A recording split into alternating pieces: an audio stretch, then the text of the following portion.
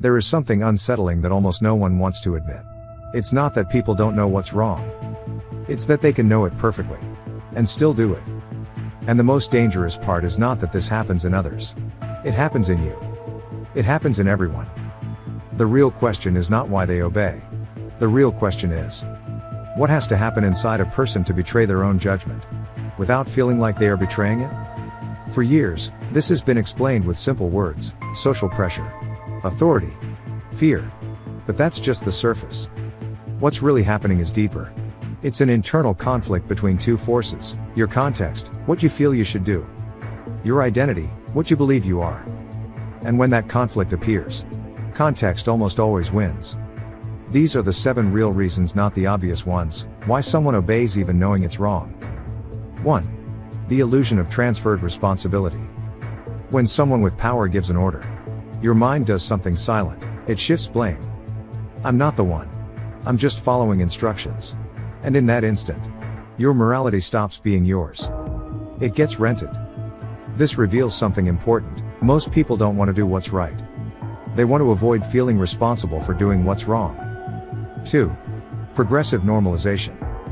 No one starts by doing something extreme.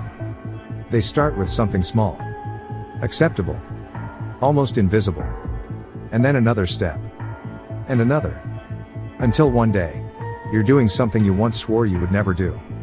And the worst part, you don't feel the change. Because it was gradual. This is where most people fail. They think they would only cross the line in extreme situations. They don't understand that the line moves slowly. 3.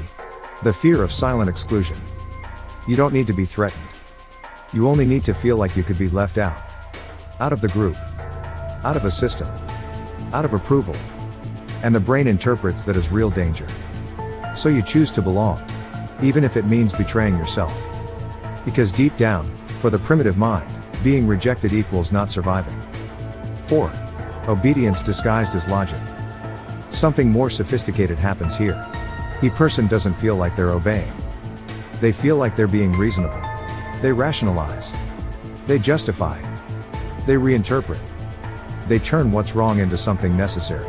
And here's the trick: you don't change the action. You change the story you tell yourself about the action. And suddenly, it doesn't feel wrong anymore. 5. Moral fragmentation.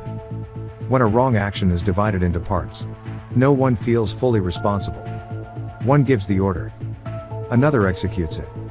Another supervises. Another validates. And just like that, the full act disappears within each person. It dissolves. It becomes abstract.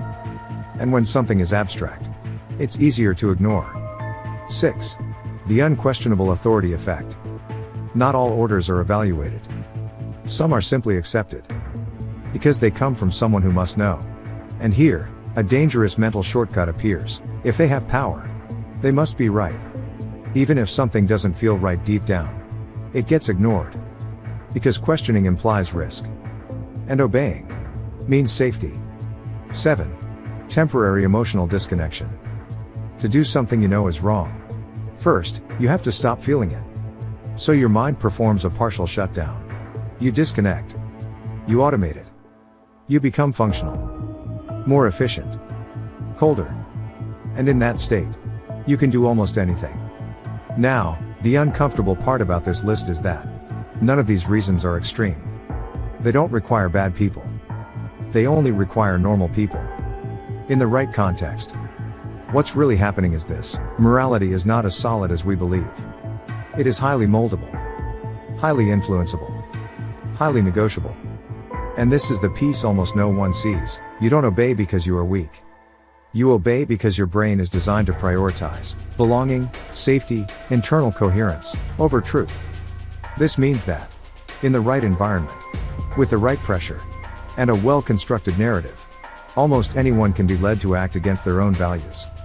And if that makes you uncomfortable, it should. Because the real question is no longer, why do people do bad things? The real question is, how easy would it be for you to do it, without realizing it? And more importantly, would you notice in time? The difference between someone who obeys and someone who doesn't is not morality. It's awareness of the process. It's detecting the exact moment when you're justifying You're giving in. You're stopping questioning. Because that moment is the point of no return.